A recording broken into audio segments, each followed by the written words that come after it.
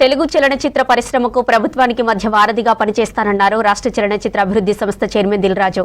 Industry సమస్యల పరిష్కారానికి ప్రయత్నిస్తానన్నారు. తెలంగాణలో ఫిలిం ఇండస్ట్రీ అభివృద్ధికి కృషి చేస్తానని చెప్పారు. ఇక సినిమా షూటింగ్స్ రాష్ట్రంలో మరింత ఎక్కువగా జరిగేలా చూస్తానన్నారు.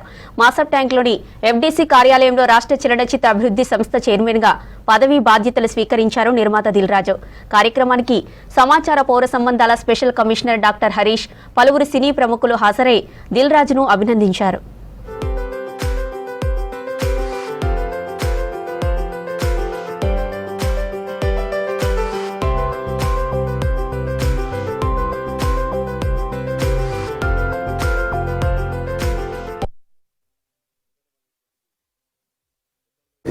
తెలంగాణ ఫిలిం డెవలప్మెంట్ కార్పొరేషన్ చైర్మన్గా ఈరోజు నేను ఛార్జ్ తీసుకోవడం, ఈ అవకాశం ఇచ్చిన ముఖ్యమంత్రి శ్రీ రేవంత్ రెడ్డి గారికి, అలాగే ఫిలిం మినిస్టర్ కోమటిరెడ్డి వెంకటరెడ్డి గారికి, వారిద్దరి నమ్మకం ఈ ఎఫ్డీసీ ఇటు ఫిలిం ఇండస్ట్రీకి, ఇటు తెలంగాణకి, ఇటు గవర్నమెంట్కి మధ్యలో డెవలప్ చేయాల్సిన అవసరం ఎంతైనా ఉంది.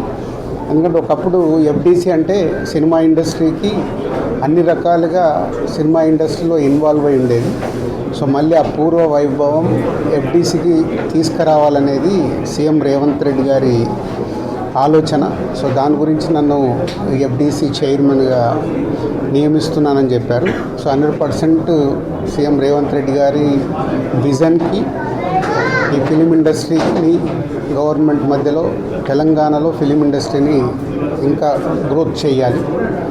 అలాగే తెలంగాణ ఇంతకుముందు తెలంగాణ తెలుగు సినిమాలకి, అలాగే ఇప్పుడు స్టేట్స్ సపరేట్ అయిన తర్వాత తెలంగాణలో తీసే సినిమాలకి ఎంకరేజ్ చేస్తూ ఈ సంస్కృతి, తెలంగాణ సంస్కృతిలో సినిమాలు వచ్చేలాగా ప్రయత్నం చేస్తూ తెలంగాణలో ఫిలిం ఇండస్ట్రీని గ్రో చేయాలి.